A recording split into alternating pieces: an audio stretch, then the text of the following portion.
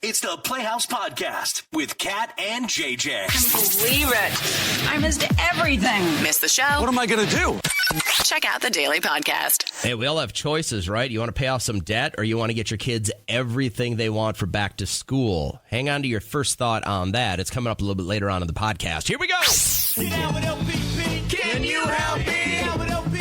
Can you help me? Can you help me? Everybody! Has your boss ever made you straight up cry? I think everybody, if you ask them to be honest, there's something about their job they would change. Maybe they're not in a position of management where they can make that change and they're just kind of struggling through the day. But if you find yourself going to work and crying, that has to be just the worst. I mean, what an existence. You wake up every single day knowing somebody at work is going to make you feel bad, and that somebody should be looking out for you, your boss. So, Amanda, we've been doing the crying game here, huh? Yeah, unfortunately, yes. Okay, and was this often, or like what would he or she, was it a guy or a girl? It was a guy. It was a male boss. Okay.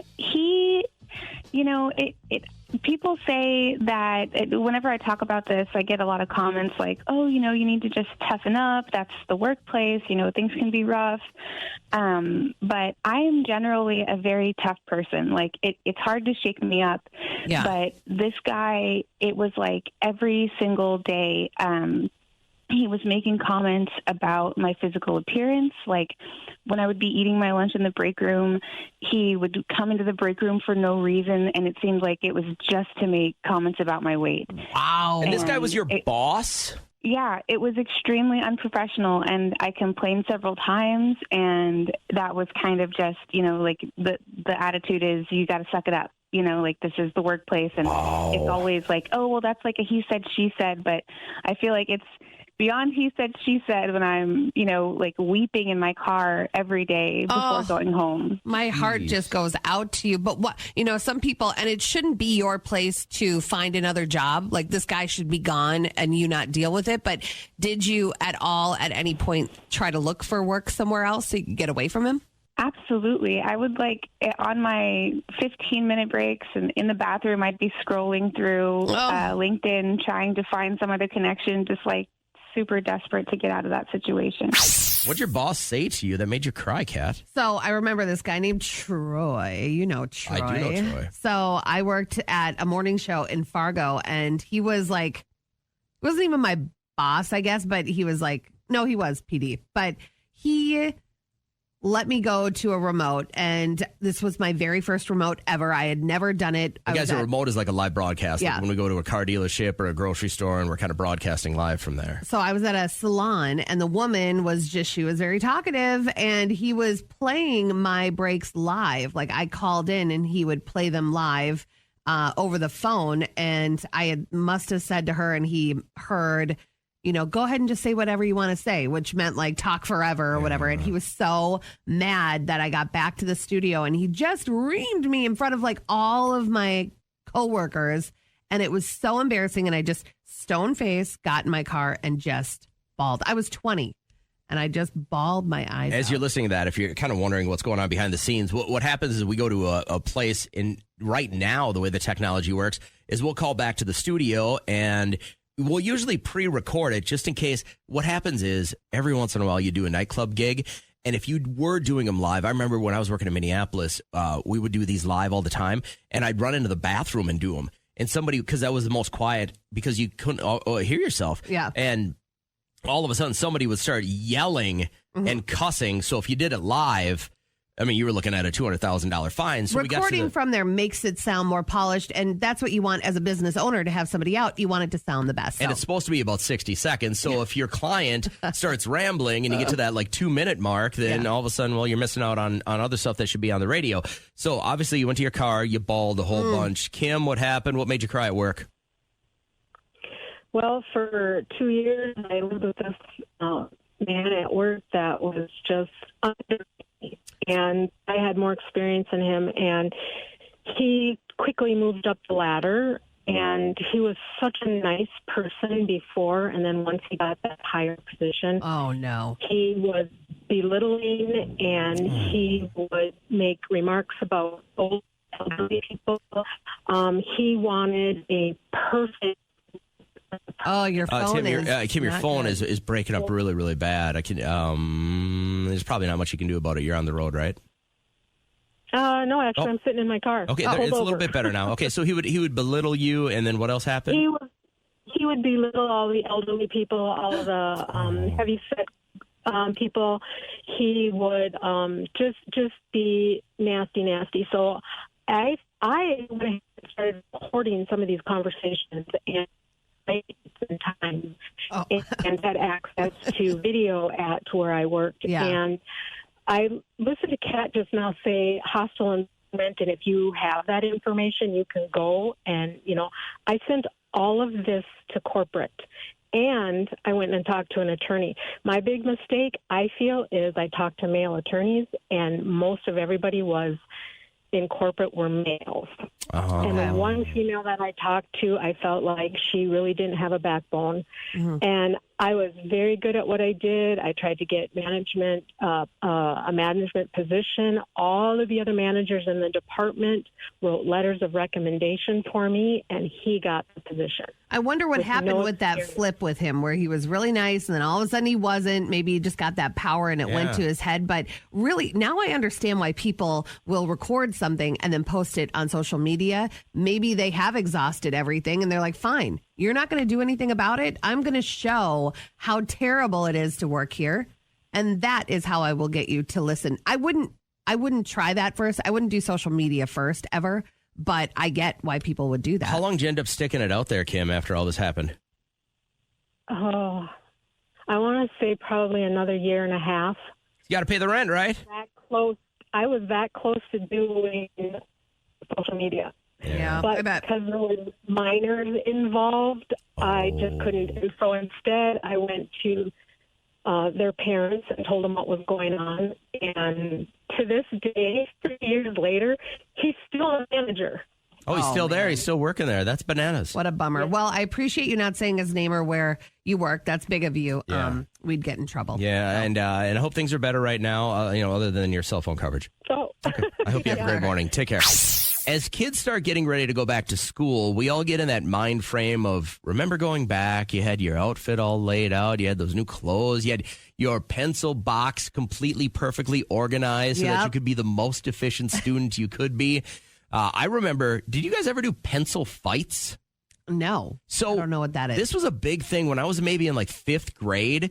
But what you would do is you would hold your pencil and I would take my pencil and I'd have to whack it. And if I could break it, Oh, then you were without a pencil. okay. Now, I always won these because I didn't have like the great skill. I don't even remember what kind of pencils you guys got, but I always had the military issue ones that my dad would steal from the Army. So I had like #1 lead pencils and they were tough as nails. My friend Leah, her dad was in construction, so she had the flat, the big ones that they used to mark walls. I'm like, that's a huge pencil. Nothing makes you not fit in more than when you I can't know. have just a normal pencil. So I ran across this list, and a lot of these things really made me like, oh, I remember that. So these are things everyone did as a kid, but nobody talks about anymore. Okay.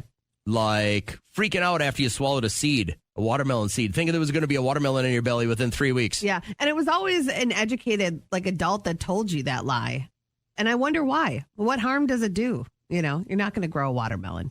Do you ever remember watching your raindrop try to win the races and streak down the windshield in your bathroom or your bedroom? Nose is on the window? No. How about stabbing an eraser with your pencil, leaving a graphite hole in it? Remember you had to have those separate erasers at the time? The core memory that popped up on Facebook the other day was in Family Consumer Science, we would take the needle and go through the padding of our fingers. Oh, yeah. Because you don't have really, a ton of feeling right there. And I remember just going through the top layer of skin and getting all 5 fingers.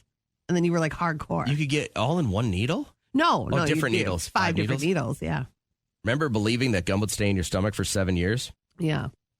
Or getting yelled at for turning on the interior light of the car when somebody was driving at night. That's illegal. Turn that off. Liam called me out on that the other day because his friend's mom told him it wasn't illegal. It just bothered me when he did it. Another strange thing that everyone did as a child, but nobody ever really mentions anymore.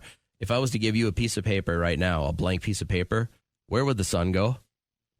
Top right. Yeah, top right corner, right? Yeah. And it would only be about a quarter or a half of the sun. Yeah. You'd be able to get away with it would just be That's funny. part of the picture a little bit. Did you ever play MASH? No. Mansion, apartment, shack, or house? No. You never played. Is that where you I'm fold gonna it up do and you this do with the you. little, you gotta... Yeah, we'll do it off air, and I'll let you know what your future holds. Remember when we first learned how to swim, having an irrational fear that sharks were in the deep end of the pool because you couldn't go in there? Yeah. That was a big deal at the Belle Plaine swimming pool. I remember like swimming instructors even being like, guys can't go in there because Yeah. the shark's in there. I'm like, you scared the hell out of me. And my favorite one that I think everyone has done, and you maybe even still do it as an adult when no one's looking. Do you remember blowing into a straw while drinking milk to create milk bubbles? Yeah. Yeah, Of course. like as many as you could get on top. Nobody ever does that stuff anymore, and we never think about it as adults. Kat brought this up a couple of seconds ago. MASH. Did you ever play it when you were in school? So it's Mansion, apartment, shack, or house. okay, And then there are 4 different categories, so you have to fill it in with 4 different answers. Teach your kids this. They can do it in school when they have downtime, better than being on their phone if they have a phone option. I just did it, and I'd rather be on my phone. You would? Yeah, This is way so more fun. Instagram is way more fun than this. It's cute to play. So you had the categories of car, what your dream jobs would be, kids, number of kids, and then who your partners would be. Like And celebrities that I would bone. yeah, and you had to pick 4 per category. Okay. And then the number that was chosen for you was 4. So you ended up living in a house with your wife, Cindy Crawford, What's up? as a retired billionaire Yep. with your 69 Camaro in the garage Look at that. with 2 kids. Oh my God, it's the American dream. I am living the American dream. Yeah. But I never did it as a kid, so it didn't count. Right. Who would have you went It with could have happened. your 4 celebrity hookups? Who would they be? My celebrity hookups? Oh, God. Jason Momoa, Okay. for sure. I got a weird thing for Steph Curry. You know, his hair kind of bugs me out, but there's something about him. I would take Jimmy Fallon to keep me laughing. And then maybe Idris Elba. I hope you end up living in a shack with Jimmy Fallon with 43 kids and you're a swim instructor. Oh, thank you. That's so nice. On our Friday live show, you know you're going to get a couple of mixes courtesy of DJ Johnny D and a whole bunch of tacos, but are you going to be here to score $5,000 at 8:30? Man, I hope so. As you're thinking about how you're going to spend all that money, let's finish up the podcast. We've got email. We've got email. Got email. Got email. We've got email. So if you want to text while I'm reading this email, if you've dealt with going back to school shopping, was there something that your child really wanted, but maybe it just wasn't in the budget? This might hit home for you. And Tessa had messaged me yesterday to my email and said, hey, Kat, I heard you mention in your news that back to school shopping is going to cost about $700 per kid. That's ridiculous. It is. It should never be that way. I don't know what you're spending your money on. It has worked for us to not clothes shop for Liam for back to school until he gets into, he doesn't even care about clothes. I don't know if your kid does, but she says, my son is about to enter the 6th grade, begging my husband and I to buy him $200 Air Jordans and an expensive Nike backpack. All of his friends are getting those 2 items. Or have already gotten them. He says that he'll feel like the odd one out if he doesn't get them, which is a normal kid feeling. But she says money is tight right now, currently paying off debt. I feel like we could probably make it happen for Christmas, but I don't even want to tell him that in case we can't swing it. She says, what would you do if you were us? Invest in the Air Jordans and take a few lumps? What would you and JJ suggest? I'm going to have the unpopular opinion here. I'm going to say I'm of the opinion you can always make more money. Yeah. I'd buy them. If those are going to create happiness and give him a chance to fit in a little bit better, I would just do it. And maybe it's just because my children have milked us dry. I mean, I should be retired by now. And I'm not even close to it. So I just spend the money. You can always make more money. That's what I think. And I would probably say the same thing because we do spend money on cool kicks and not clothes. Like my kid, every kid's different, but my kid would be fine with just a moisture wicking shirt from Walmart and some athletic shorts, but cool kicks. And so I would have that conversation with him. I do not agree with parents projecting their money issues on their kids. Kids should not know about your money issues. You should talk to them about saving or paying off debt. We're doing that right now. How about waiting until Christmas and then making it happen for Christmas? Maybe putting $50 aside if you can swing it for the next couple of months and get those Air Jordans. But I'm going to say the same, sixth grade, very impressionable. And if you can get those two items and let them know, that's kind of it for the year. We'll get you clothing throughout the year. I'm big on letting kids have things, but understanding that we had to work hard so that you can have those things. So maybe there's some extra chores. You could. And my kids were always really responsive to the, hey, here's what I'm willing to spend. And it mostly came with athletic stuff, sticks, skates, baseball bats, baseball gloves. I'd be like, Nolan, for instance, a year and a half ago, really wanted this new catcher's mitt, needed one. It's like $400. Yeah. I go, I'm not into spending $400 on a catcher's mitt. Here's what I'm willing to go. I'm willing to go $150. You got to work off the other $250. Oh, what does that mean? I said, I'm going to give you a list. And if all this is done, then I'm willing to get this for you. Yeah, that works. All of this? I go, to me, that's worth $250. Yeah. Well, that's a lot of stuff. You're right. But you also don't have any money to put in on this. Mm-hmm. You want it? Yep. Okay, I'll order it. Yeah. Now we got to start chipping away at this stuff. And guess what? You doing this stuff is going to mean you don't get to spend as much time with your friends.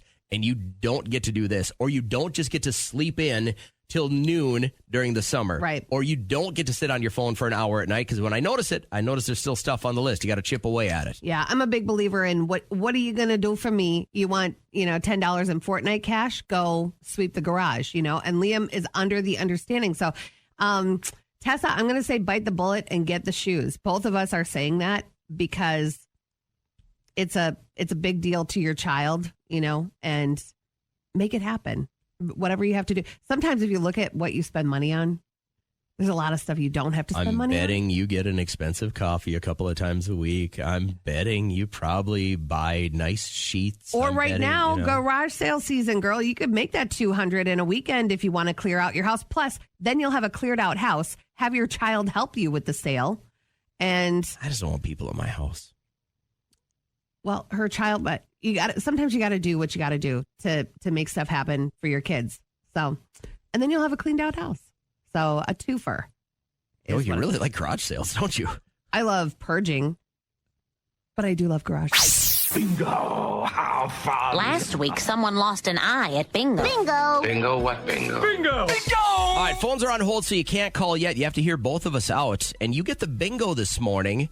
If you're the first person to get through, maybe you're somebody listening who has had a bad DoorDash or Uber Eats experience. This DoorDash driver, I don't know if stuff is explained to people before they take a job, but if you want a good tip, odds of you having to go the extra mile are going to be called for. This woman has huge bags of pet food and kitty litter weighing over 100 pounds. She's like, I'm not going to carry it. When doing DoorDash, I never understand stuff like this because I'm not carrying this for y'all. I'm not taking it out the car. I didn't put it in the car. I know y'all not even about to tip me, and I'm probably going to have to walk up step. Not going to happen. Not happening. So what, does she just call the clients that you got to come pick up your cat food? Basically, yeah. She'll roll up and say, and there's a reason why a lot of people use those services. Maybe they can't leave their house. Maybe they are handicapped. Maybe they aren't home. I was fully under the impression they at least get it to your front door. Yeah. So you've had a bad experience. I'm looking for anyone listening who is currently working more than 2 jobs. I was listening back to our podcast, and I had referenced at the time where Trish was working for Prince, and I was working in radio, but I had just kind of gotten started, and I had 2 or 3 side hustles at the time. Yeah. And I'm I kind of thought, I'm working 3 jobs right now. Yeah. And, I like it because it gives me a chance to coach still, but are you currently working 3 jobs or maybe at least more than 2 jobs? As you look at your week, you're I've got to go at least 2 or 3 places to continue to work. Maybe you're doing it for fun. Maybe you're just trying to make some money. Maybe you want to retire early. But I'm looking for anyone listening who is working more than 2 jobs currently. And Kat's looking for anyone listening who has had just a bad experience with Uber Eats or DoorDash, or a delivery service like that. Something has happened. Samantha, who's going to get the bingo here? Which one do you fit? I'm gonna go with Kat. All right. Also, I guess it goes with JJ, but it was a long time ago. Okay. So I was working 3 jobs at the time. I was a Door Dasher for the first time. Like my first week, I was just testing it out, and I went in the middle of nowhere to bring someone their food, and it was no houses, and I'm waiting for them to call me back, like no houses. I'm like, where do I go? The GPS brought me in this middle, like nowhere place, and I'm trying to get a hold of them. I have to call like DoorDash and be like, what do? I have this food. Yeah. 10, 15 minutes pass by. I'm like, okay, I gotta go. So I left, let DoorDash know. I'm like, I can't, there's no one here, no one's responding. Guess what I did? I ate the food. It was so delicious. It was like my favorite food ever to get. So did And you then, start to think that maybe it was a prank? No, because as I was eating the food, a lady keeps calling me and saying, where are you? Where are you? I'm like, what am I doing? As I have tortellini in my mouth. I'm like, oh, my God. Wow. Did she just give you the wrong address? I don't know. I did not want to pick up. I'm like, I don't know what to do. I tried for so long. I didn't get in trouble because, like DoorDash said, it's them. I don't know what happened after that, but I just enjoyed a really delicious meal. Wow. How long did you DoorDash for? It was just a crazy experience because I get all nervous. So how long were you doing this for? A week, because another situation, it was winter. I was walking through snow and I fell in like a manhole and like scraped my whole leg. Oh and my I still had to God. make a delivery. I'm like, screw this, I'm done. Wow. That's a lot of drama, girl. That's a heavy first Only week of one work. week. Yeah, all Only right. 1 week. So I'm like, nope, I'll go back to 2 jobs. Well, you've talked me out of it. Thanks, Samantha. I hope you have a great morning. You too. Take care. Bye-bye. Have you ever had a doctor that was too hot that you were like, no, I really don't want them doing anything on me? No, I don't know if guys get Like, chick have you always- doctors like that. Oh, you've always had like guy doctors? Yeah, Or- I'll tell you this. When I was in college, we had my sophomore year, we had a trainer who was, I think she was in grad school, and she was kind of one of the trainers for the baseball team. Yeah. And she was like, you couldn't look at her. She was too hot. Oh, man. It was like staring into the sun. And here she is wanting to just do her job and be professional. And you guys are like, oh. And here's where it got me. The very first time that, like, at that point in my life, I wasn't a good enough pitcher to be a starter, and I got moved to the bullpen. Mm-hmm. So it was me and these other 3 knuckleheads basically sitting down there every day, learning how to juggle. Yeah. And then I remember after a long week of practice, we had games that weekend, and my arm was really, really sore. I threw hard. I was trying to get back into the rotation, and I was sore. And she's like, you look like you're wincing a little bit. And I'm like, yeah. And she's like, all right, quick, take off your shirt. And I was like, okay. And so I whipped my shirt off real quick, and she's got my arm on her shoulder so that she can get kind of deep into my rotator cuff and really rub around. And it was to the point where I was like, I'm good. Yeah. Like, you started catching feels. Do your ABCs backwards? It was, I'm glad I had a cup on. You're disgusting. Anyway, I heard this audio this morning of this girl that, anesthesia obviously helped this situation, but she fell in love with her dentist. Man. I love you. Where's the guy? What? Where's the guy? He went back to work. He had to go back to work. Where did I love him? He's inside now. I love you. I think he heard you. Yep, he knows. You're so nice. You're so nice. I love you. I can tell you're just the type he's looking for. You know, I've always had female doctors, but I mean, my heart stopped. I was down at the Mayo and I had to get a colonoscopy. They did like a special colonoscopy down there. They did something that was even more intrusive, if possible. And this doctor, Derek, goes, damn, like that. That was Derek's response to it. I was like, this guy is going to see all of me, every bit of me. So when my wife had early breast cancer, she decided to have a double mastectomy. and the guy that did her reconstruction, Yeah. and then they took out all of her breast tissue and they reconstructed it so that you can't get breast cancer anymore if you don't have breast tissue. Yeah. And they reconstructed her boobs. And the guy that did her surgery was a very good looking guy. Yeah. And I'm sitting there in the room and she takes off her shirt. Mom. Right. And he's just grabbing her boobs. And I was like, that's a hard minute. Like, you're like, I don't want you to suffer. I don't want you to be in pain. I don't want you to have cancer. But this guy is clearly fondling you. Yeah. And he was very professional about it, but having another guy, a good-looking guy, having his hand all over your wife's breasts is just an odd situation. I would say if you're a very attractive doctor, it's kind of like the kiss of death. You want to be an ugly doctor. You're going to get a lot of patients. Like, I would, if I had my annual today and I had a hot doctor, I would say next or reschedule. You ever had a dude for your annual? Never, and I won't. Are there a lot of men gynecologists? At my clinic, there is one, and then there's like 9 women to choose from. So I bet you that guy never I know. But there are a lot of women that just don't care. It's like, listen, you're a doctor. You're here to help me find anything that could hurt me or harm me. You got 10 choices. 9 are ladies, 1 is a guy. He's getting all the emergency ones. Yeah. Nobody is scheduling that guy out, right? I know.